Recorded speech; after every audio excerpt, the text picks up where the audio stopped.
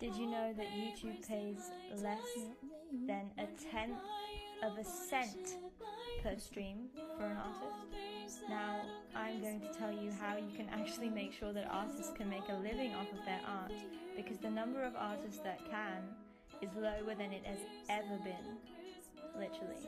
Because streaming services, you just can't make a living off of that. And the problem is, artists, songwriters are not allowed to form a union because they're considered independent contractors, so they can't actually do anything about this.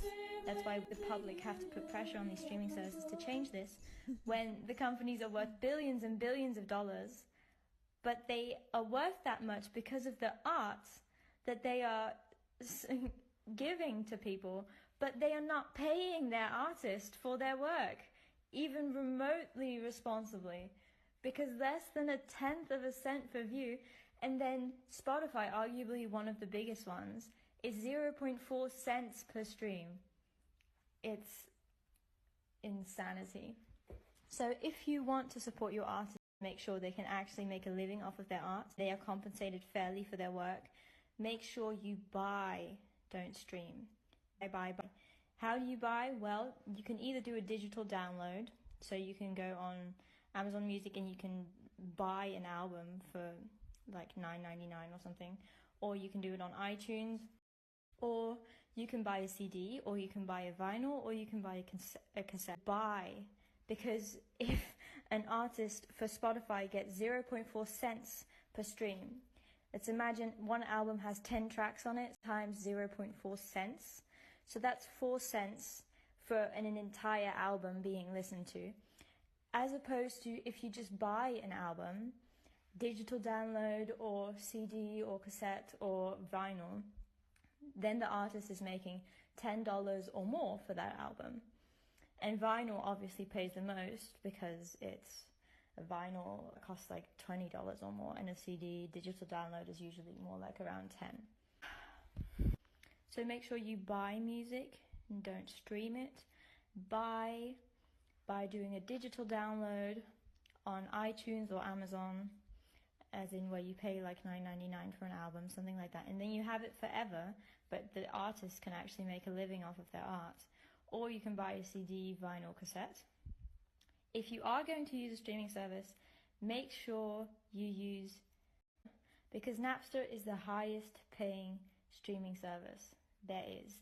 It pays 1.9 cents per stream. That's almost 2 cents per stream, as opposed to YouTube less than 1/10 of a cent. Spotify 0.4 cents. So if you're going to stream, then make sure you use Napster, and otherwise buy music, don't stream it, so that your artist can actually make a living.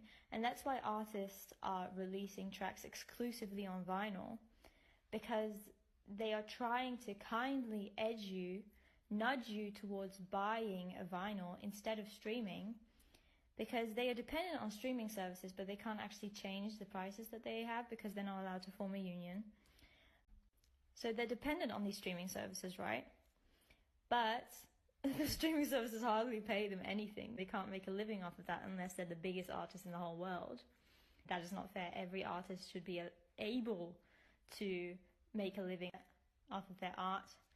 So that's why artists are releasing exclusive tracks only on vinyl, because they want you to buy vinyl instead of streaming their music, because that's how they make money, is when you buy things. And also, one thing people don't talk about either is buying music counts way more towards charts than streaming ever could, because one streaming a song once has to be multiplied.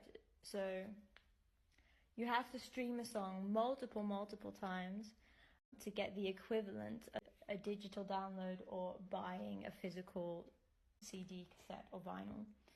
So charting is really important when you're an artist for your career, and in order to do so, buying is the most important factor, and streaming is very difficult to chart with just streaming. It's kind of impossible.